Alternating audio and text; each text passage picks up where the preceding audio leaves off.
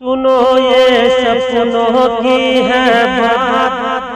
کہ طیبہ پہنچا تھا کل رات کی نیندیا ٹوٹ گئی۔ سنو یہ